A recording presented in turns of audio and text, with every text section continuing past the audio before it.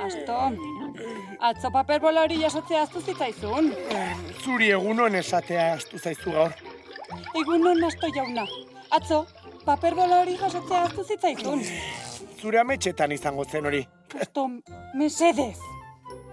Goiz-goizetik eguna izorratzera zatoz? Oi. Nik paper hori ez du jasoko. Horrela jartzen zarenean.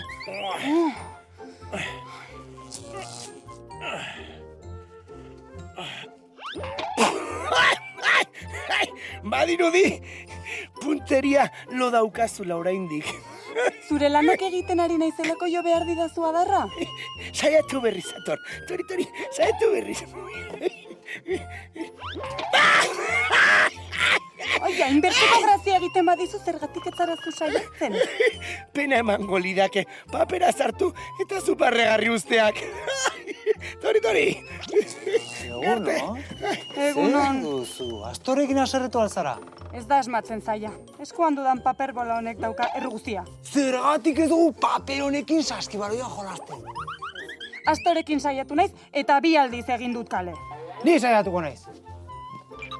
Ea ba, saskia hor jarri.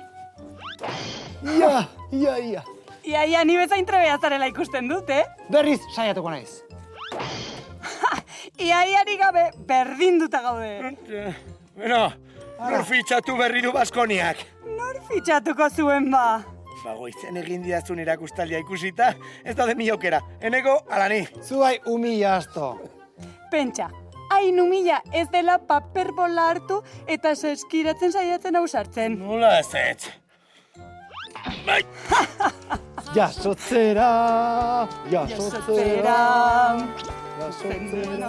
Jasotzera.